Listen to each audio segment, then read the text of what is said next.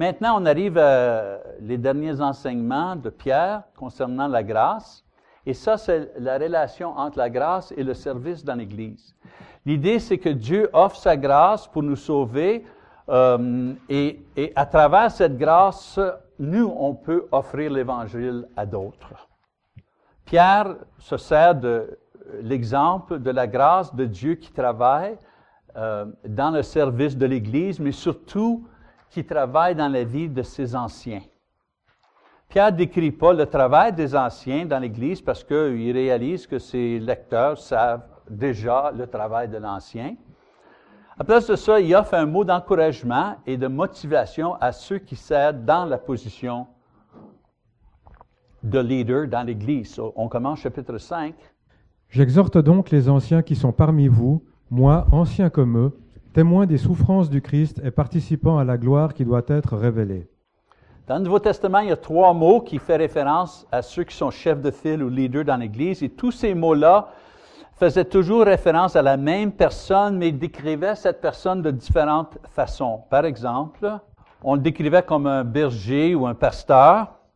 Et quand on servait de ce mot-là pour décrire le leader dans l'Église, ça faisait référence à l'homme et la façon qu'il faisait son travail. L'image d'un berger qui prend soin, qui protège, qui nourrit ses brebis, son troupeau. Et on sert de ce mot-là pour décrire les hommes qui sont là pour faire le leadership dans l'Église. Et comment ils font le leadership? Bien, comme des bergers. Vous savez, la protection, ils nourrissent le troupeau. On a le mot pasteur qui vient de cette idée-là et de ce mot-là. Un autre mot qu'on sert, évêque ou surveillant, épiscopos dans le grec. C'était un mot qui stressait l'autorité donnée par Dieu à ces personnes. Ces personnes étaient qualifiées. On regarde les qualifications, 1 Timothée, 2 Timothée, Tite. Des fois, on sert de ce mot-là pour décrire le leader ou le berger qui fournit le leadership dans l'assemblée. Et le mot faisait référence au fait que cette personne-là était responsable. C'était c'était eux qui étaient responsables dans l'assemblée. Un autre mot, ancien ou presbyter, ce mot-là, on servait de ce mot-là pour décrire la même personne, mais faisait référence à sa maturité et son expérience. Donc, à l'intérieur de la même phrase, on pouvait avoir les 3 différents mots, mais faisait référence à la même personne. Par exemple, les anciens exercent leur supervision en veillant sur leur troupeau. C'est les mêmes, tous les mots parlent toujours de la même personne. Par exemple, moi, je suis le mari de Lise, je suis le père de Paul et Julia, William, Emily, je suis le frère de tous ses frères et sœurs ici, comprenez, je suis évangéliste, je suis le fils de Tony puis Jane ou Luca puis Jane. Vous savez, il y a beaucoup de mots qui peuvent décrire la même personne. Bien, il y avait beaucoup de mots qui décrivaient la même personne. Certains mots décrivaient son travail, certains mots décrivaient sa personnalité, certains mots décrivaient son autorité, son rôle, toujours la même personne. Avec le temps, ces termes-là, on a donné ces termes-là à différentes personnes qui avaient différentes tâches et différents niveaux d'autorité dans l'Église. OK? Et c'est comme ça que ça a évolué. Et on est rendu maintenant avec toute forme de dénominations et des hommes et des femmes qui ont toutes sortes de différents rôles. Mais ce n'était pas comme ça au début. Au début, tous ces mots-là décrivaient la même personne. Donc, un petit... peut-être ça explique un peu mieux là, en voyant l'image. Sur des anciens, des bergers, des pasteurs, des évêques, des presbytères, c'était tous des leaders dans l'assemblée locale. Et on parlait toujours de la même personne ou des mêmes personnes. Il y avait toujours plus qu'une personne par assemblée et l'autorité qu'ils avaient était toujours limitée à l'assemblée locale. Si tu étais pasteur ici, là, tu n'étais pas pasteur en même temps à Lyon ou à Zurich ou à Paris ou à Nebraska, you know. on pouvait être pasteur seulement dans une assemblée. Plus qu'un pasteur est toujours dans la même assemblée. Si on laissait cette assemblée, on déménageait et on s'en allait à une autre ville, à une autre assemblée, bien on n'était pas pasteur dans cette assemblée avant qu'on soit nommé pasteur par cette assemblée.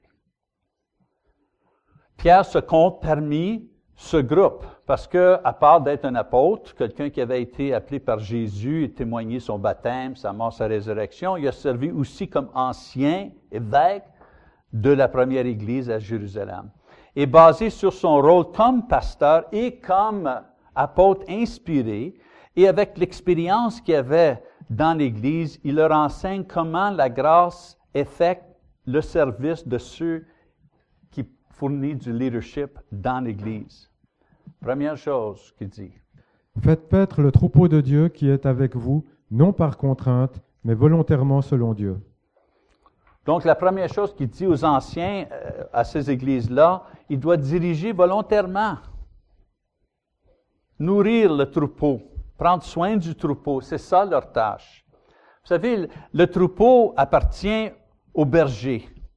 Et c'est eux qui sont responsables pour la direction, pour la nourriture, pour la protection de ce troupeau. Maintenant, dans l'Église, vous savez, cherchez dans le Nouveau Testament, vous ne trouverez pas nulle part dans le Nouveau Testament où que Dieu, à travers les écrivains, disent que l'Église appartient aux évangélistes,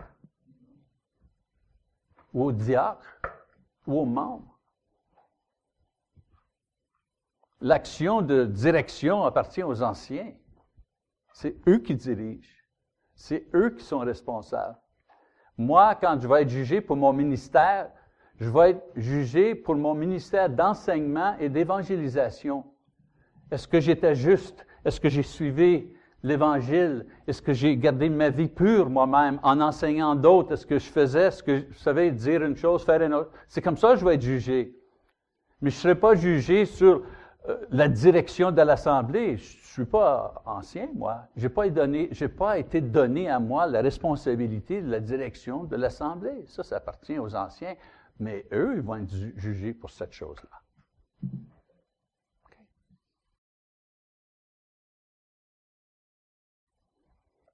Maintenant, ils ont de l'aide dans ce travail, les diacres, les prédicateurs, les enseignants, les saints. Mais le troupeau appartient aux anciens et ils vont répondre à Dieu pour leur travail. Et en connexion avec ces choses-là, il dit aussi qu'ils doivent faire leur travail volontairement. Ça doit être un travail qu'ils font avec allégresse. Quelque chose que on n'a pas besoin toujours de leur faire penser « Hey, ça ne te ferait rien de faire ton travail comme ancien? Penses-tu que tu devrais peut-être faire un peu plus d'efforts comme ancien? On ne devrait pas faire ça pour nos anciens. » Et ça doit être aussi un travail qui est fait selon la volonté de Dieu. Maintenant, il explique, selon la volonté de Dieu, il va expliquer comment, numéro 2, il dirige pour des raisons spirituelles. Ni pour un gain sordide, mais de bon cœur. C'est ça. Il y a beaucoup de raisons qu'il y en a qui veulent devenir anciens ou évêques dans l'Église. Prestige, l'orgueil. Tu sais, on dit ici, on est une centaine de personnes. Vous savez, bon, c'est un petit groupe. Tu sais, où est l'orgueil? Mais quand on est une assemblée chez nous, l'église Memorial Road, je sais que Doyle connaît cette église-là, il y en a d'autres, à Oklahoma City, ils sont 3000 dans cette assemblée. Ils ont une énorme bâtisse et toute forme de choses. C'est énorme. Être ancien dans une assemblée de 3000 personnes avec 5 prédicateurs et 50 diacres et 15 secrétaires et, entre les cas, c'est un gros boulot, on dit. C'est un big job. C'est un big job. Là, peut-être l'orgueil peut travailler un peu. So, Pierre, il dit, c'est pas quelque chose qu'on fait par prestige, orgueil, ou quelqu'un qui aime exercer le pouvoir, ou pour faire de l'argent. À l'époque, payait les anciens. Pierre dit que la grâce nous motive à être anciens parce qu'on veut donner quelque chose, pas parce qu'on veut recevoir quelque chose. Chez nous, c'est une assemblée plus modeste, où moi je suis environ 300-400 personnes, et on cherchait de mettre des anciens. On avait 4 ou 5, on en voulait d'autres. Et il y a un type, je ne mentionne pas de nom, mais il y a un type qui est venu et il a dit, moi, je voudrais être ancien. Puis il faisait de la publicité pour sa candidature d'ancien. Puis oui, il voulait être ancien. Puis tout de suite, les autres anciens ont dit, il n'est pas prêt encore. He's not ready. On ne veut pas avoir ce gars-là. Il veut trop. C'est pas qu'il dit, je veux le travail, ou j'enseigne des classes, ou déjà, je visite ceux qui sont malades. Et tout ça. Non, je veux être ancien. Et c'est drôle, celui qui ont choisi d'être ancien, quand ils l'ont, vous savez, ils ont dit, sais-tu telle personne, Pierre, on aimerait que tu considères peut-être servir comme ancien. Oh non, pas moi. Oh non, je ne suis pas digne de cette chose-là. Puis je ne connais pas assez la parole. Puis il donnait, comme Moïse, vous savez, il donnait toutes les raisons pour croire que non. Et quand les anciens ont discuté sa nomination, on dit, ça, c'est le gars qu'on veut. Ça, c'est le gars qu'on veut. Parce qu'il a peur. Parce qu'il a peur. Il voit la responsabilité, puis il est craintif. C'est ça. C'est bon, ça. C'est bon. C'est une bonne chose. Et, deuxièmement, il faut bouger ici, là. Il dirige pour des raisons spirituelles et il dirige, par exemple, non en tyrannisant ceux qui vous sont confiés, mais en devenant les modèles du troupeau. Dans le monde, quand on a une promotion, ça veut dire que notre travail, c'est d'organiser et de diriger les autres qui vont faire le travail difficile. Dans l'Église, quand on devient un ancien, ça veut dire qu'un homme prend la responsabilité d'agir comme le Christ, pour que les autres vont savoir comment que je dois agir pour agir comme le Christ. Je veux dire, c'est qui va me montrer comment être un homme spirituel ou une femme spirituelle? C'est qui va me montrer cette chose-là? On espère que ça va être l'ancien ou l'épouse de l'ancien qui va me donner un modèle à suivre. Oui, les anciens exercent l'autorité, mais ils exercent leur autorité à travers leurs enseignements, leur encouragement, leur exemple d'amour. Mais ils ne doivent pas agir comme des rois, comme des seigneurs. Numéro 4. La grâce affecte les leaders, ils dirigent avec espérance. Et lorsque le souverain pasteur paraîtra, vous remporterez la couronne incorruptible de la gloire.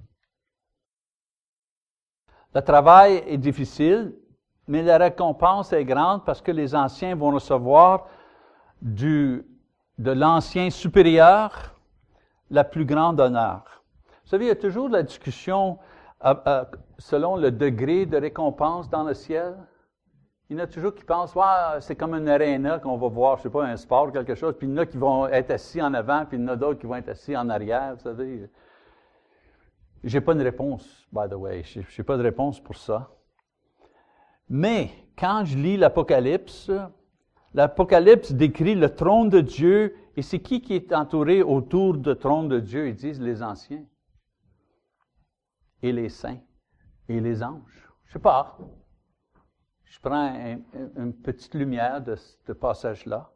Donc, la grâce crée le leadership dans l'Église, mais c'est un leadership qui est différent dans le monde. C'est un leadership qui est en harmonie, qui veut servir sa charge sans plainte. Un leadership qui est soumis au Seigneur, un leadership qui mène par exemple et non par décret, et un leadership avec les yeux fixés sur une couronne céleste et pas une couronne mondaine. Ça veut dire que ces leaders-là font leur travail avec espoir et avec joie, pas avec doute, pas négativement.